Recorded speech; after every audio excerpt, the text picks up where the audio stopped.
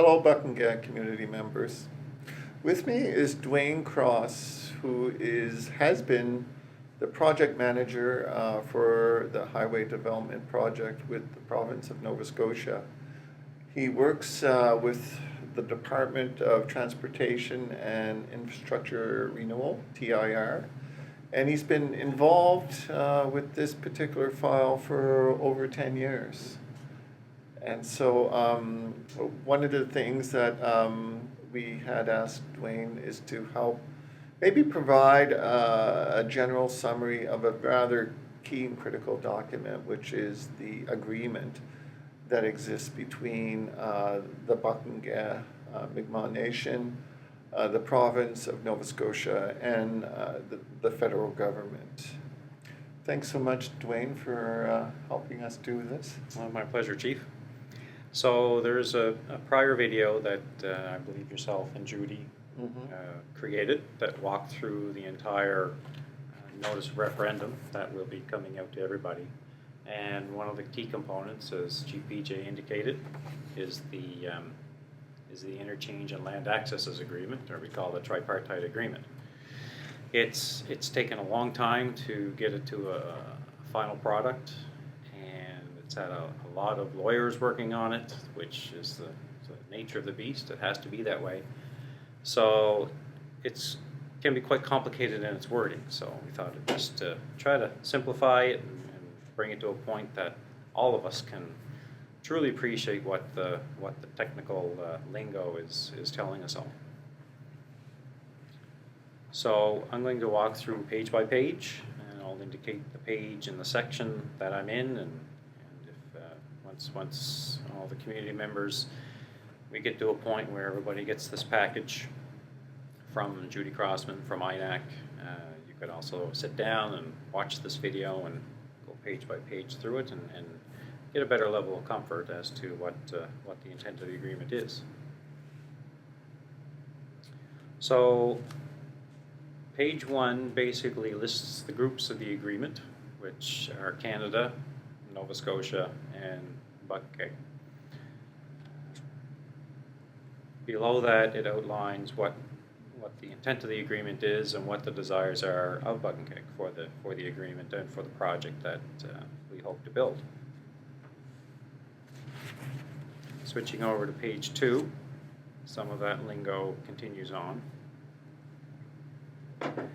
Basically says that our department, which you'll hear me say TIR, which is the Department of Transportation. TIR will construct and maintain the interchange and the new roads. And if at some point in the future that these roads are no longer needed, that these lands will be returned to Buckingham at no cost to Buckingham and restored in a fashion that they originally were before the pavement and the signs and all that were installed. Pages 2, 3, and 4 step through a number of definitions. So there's terms throughout the agreement. Coming back to this section 1.1 outlines those definitions. A couple of them in particular are definition E, which is fee simple land, and definition H, which is highway land. So there are two main components, and Lee Witherby's video talks about those two components of compensation. The fee simple land are lands that Chief and Council have purchased over the last handful of years, and they're being held in trust, compared to highway land, which is what is the reserve land and the land that Canada is specifically involved with. So there's the interchange and the roads will sit on a combination of both that reserve or highway land and the fee simple land. So the definitions continue on through page 3 and into page 4. Section 2.1 on page 4 basically talks about the purpose and the purpose of the land transfer being needed for construction. So that land eventually has to work its way to the province for the project to sit on. Section 2.2 is dedication of lands as a highway. And that basically indicates that the Provincial Public Highways Act, so one of the laws of Nova Scotia, says that all public roads must be on public land. And they use a fancy term that says vesting. So the land needs to be vested in the province, which basically means that it needs to be owned and held in ownership by the province of Nova Scotia for public use by all the drivers that would use the interchange and the roads. Section 3.1 is Buck and Keg authorization. And basically it's your government, it's your chief and council, elected members to the government of your community that would be allowing for the transfer of those lands after that successful vote. So once July 13th comes and the vote is complete, we certainly anticipate a good positive vote there, then your chief and council will have authorization to sign off on that land transfer or the request for land transfer. Moving on to page 5, section 3.2 discusses relocation of houses and occupants. And in Lee's video, he does talk about specific compensation or dollar amounts that have been assigned to all those elements. And basically, there are 7 houses in total that are directly impacted or need to be removed and relocated. And they can be reused as well. So even if Buck and Keg chooses to reuse some of these houses that need to be moved, there's no clawing back of money by the province. So the province, and through the compensation agreement, is paying that home for a home. And then there's the added benefit by Buck and Keg if you can reuse that house elsewhere, which is a great benefit.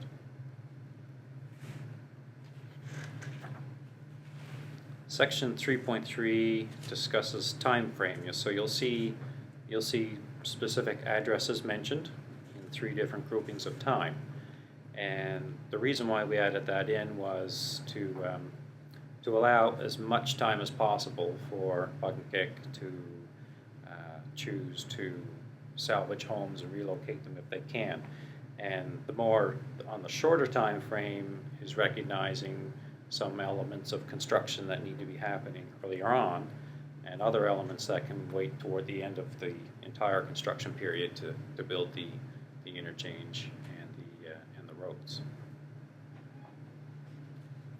Moving on to page 6, section 3.4 is transfer of the fee simple land. So these would be the lands that have been purchased by the band over the past handful of years. So Buck and Keg would transfer land to the province for that financial compensation, as Lee has talked about. Lands would go back to Buck and Keg in the future if, for some reason, we didn't need the road anymore, or we moved to other modes of transportation. So then those lands would revert back to Buck and Keg at no cost. Section 3.5, exercise of due diligence. So this is one of those heavy legal terms. Basically says that Buck and Keg will work efficiently and in recognition of the Indian Act in a timely fashion to complete the elements that are tied into the agreement. Section 3.6, road construction on fee simple land. So there are a couple of locations on the south connector where the footprint of the road and the slopes on the side of the road are fairly steep.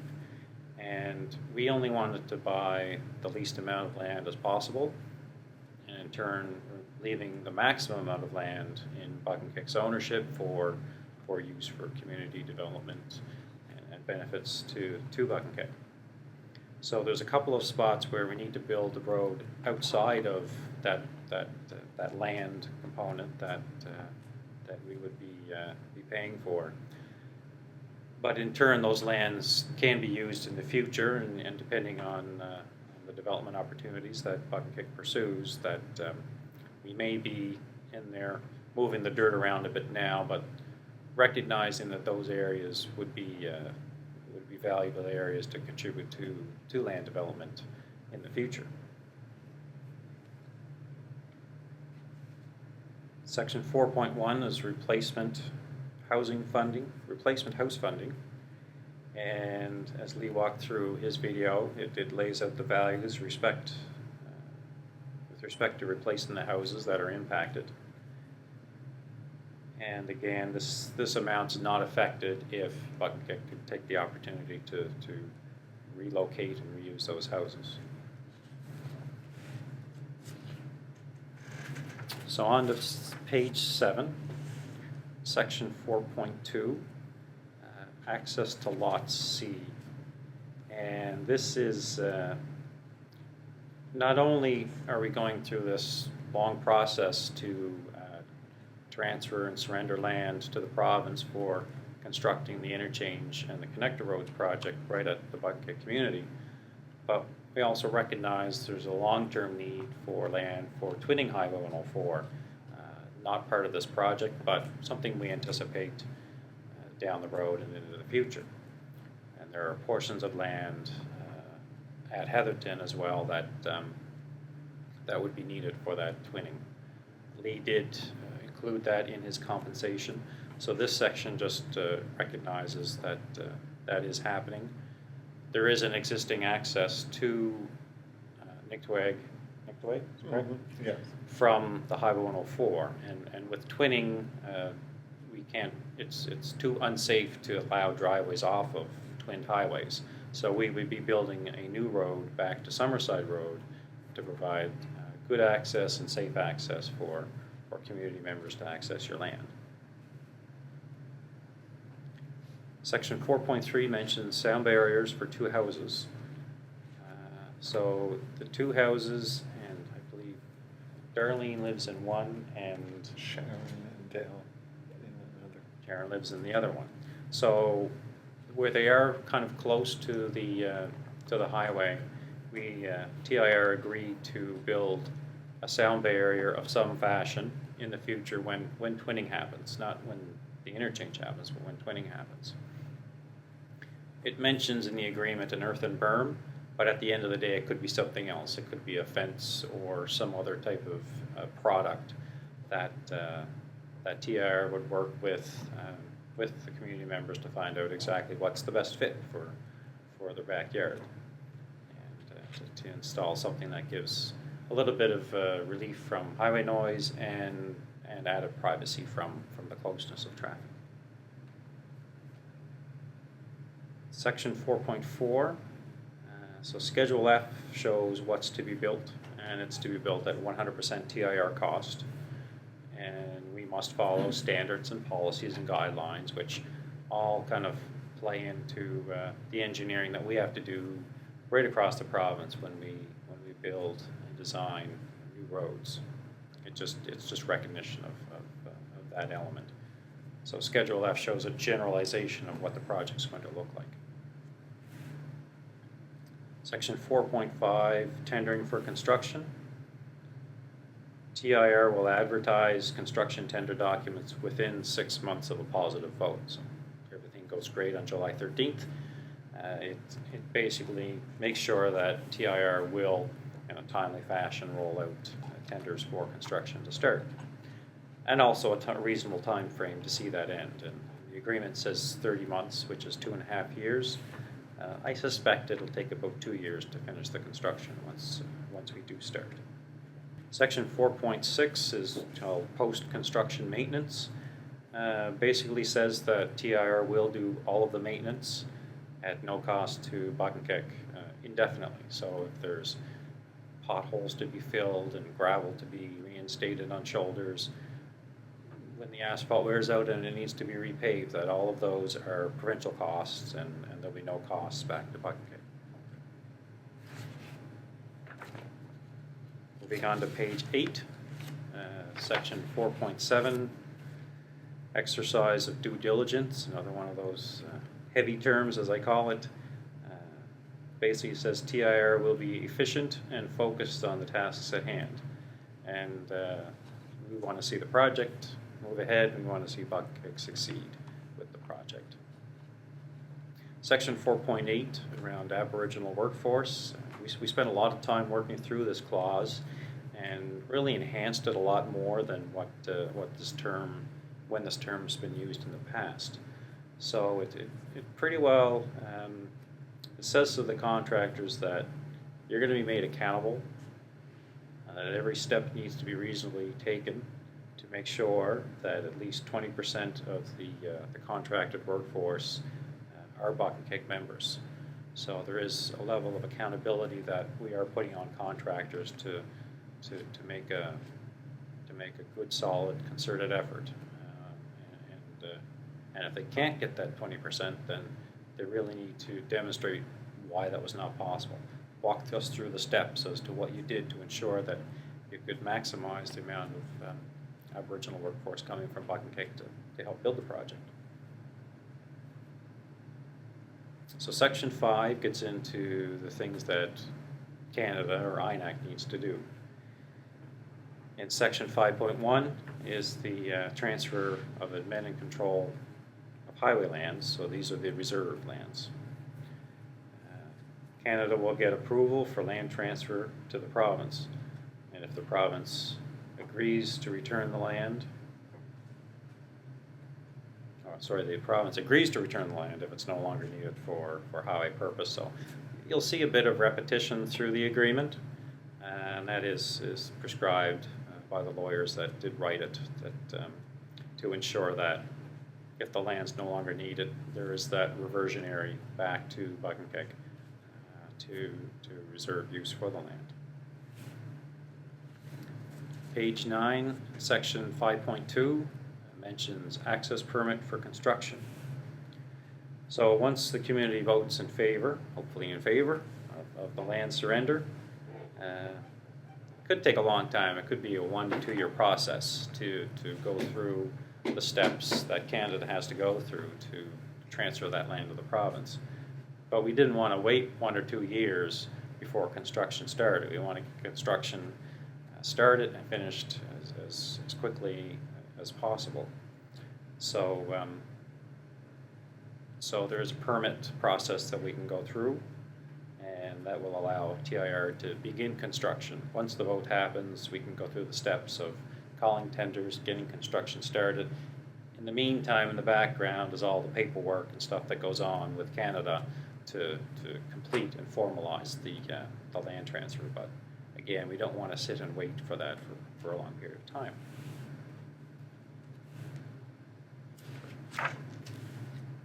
Section 6 is some of the land transfer conditions. 6.1 is on the fee simple land. It basically says that the land's in good condition for transfer to TIR, and TIR will pay for the fee simple lands directly to Buck and Kick, and that's outlined within the Weatherby's compensation proposal. So we're moving to page 10. 6.2 is the highway land, which is the reserve land.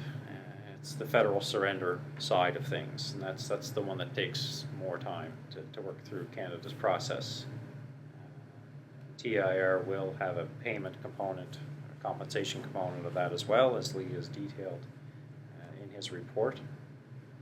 And again, it recognizes that reversionary, that if it's no longer needed for highway use, it does go back to Buck and Kick at no cost. Section 6.3 is the vesting in the province, vesting of land in the province. So it's that fancy term again, and it just says the land has to be transferred to TIR in TIR's ownership before the public can use it. So it needs to be owned by the province before the traffic and people can use it from a legal perspective.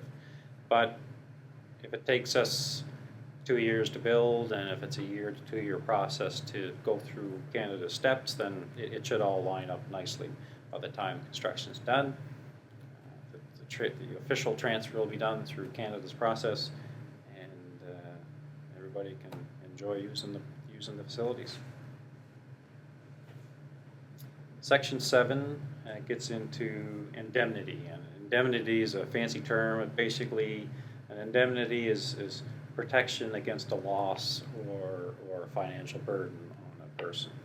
And basically what it says is it protects Canada and Buck-and-Kick from anyone who takes legal action against TIR during construction or during maintenance of the highway. So let's say, just for an example, let's say we're going through construction and there's some issues with building the bridge, and the contractor feels like they deserve more money from TIR for things they did with that construction.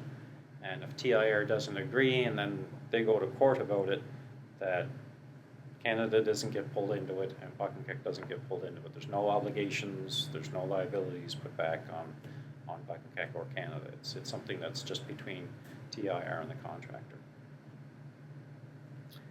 And on page 11, section 7.2, kind of reverts it back in the same direction, that if there's something happening on Buck-and-Kick's end that gets into legal actions or things like that Buck-and-Kick won't up to the province to get pulled into it. I can't think of an example of that, but it's just protection in both directions.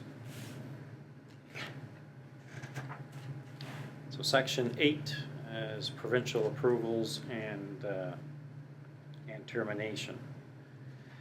So for provincial approvals, where we have an agreement, anytime the province enters into an agreement with Canada where money is involved, we have approvals that we have to do at a provincial level under the Finance Act. So it just recognizes that. And it also says that there needs to be funds available to actually do the work. And for this project, it is a project that's on our provincial capital program. It's been in our 5-year plan. And we also have a federal cost-sharing agreement in place. So there's about a third of the cost of construction we will be recovering from separate pots of money available from the federal government for infrastructure projects. So we're well vested into seeing the project happen from a financial construction perspective. 8.2 is termination of agreement. So again, it's one of those legal clause elements that needs to be added in. It basically says if a permit doesn't get executed for construction, then we can all walk away from it. We know it's not going to happen, but it's one of those legal terms that has to be added in. So 8.3, no obligation. Basically says the costs are laid out in the agreement, saying who pays for what, and that there'll be no extra costs for Buck-and-Kick. So it protects Buck-and-Kick from any chance of any asks or additional asks for money or compensation as the process goes through to completion. Those won't happen. Section 9 is relationship. Basically, the three parties represent themselves, that there's no partnering, separate partnering on things, or nothing inappropriate in joint works that goes on. That's protection from that. Moving on to page 12. So section 10 is notices, which is basically a laying out of the addresses where correspondence will flow. Moving on to page 13, it's a section called General. So again, a block where the lawyers will look at the worst case of, what's the worst that could happen. And one of the things would be disputes, if there's disputes along the way about some element of things. Nothing we anticipate, but again, it's something in detailed agreements that gets added in from a legal perspective. Just kind of lays out that dispute resolution process.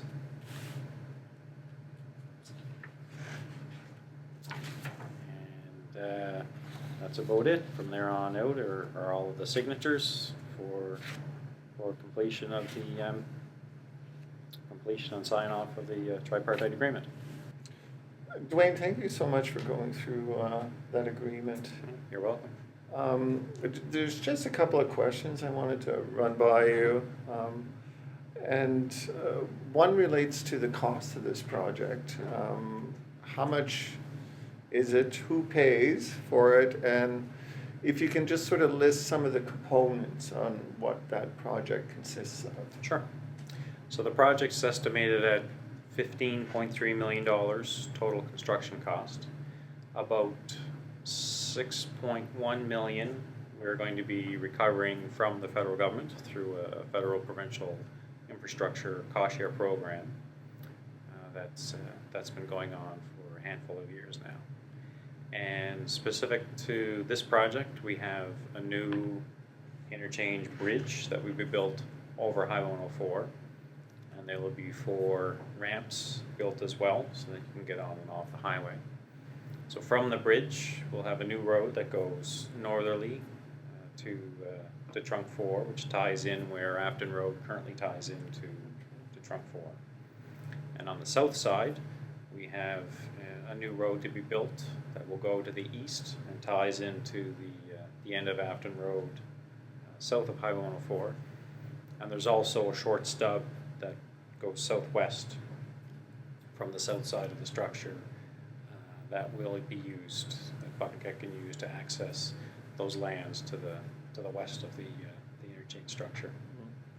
And there are a few crossings of the Afton River as part of this project as well, so there'll be some site-specific bridge work that goes on in addition to the earthwork that has to happen.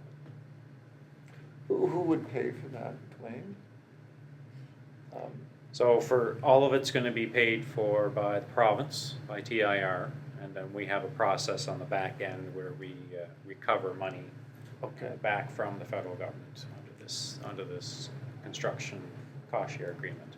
So there's no cost at all to Buckingham. Not $1 would come from Buckingham for all of this construction work. Okay.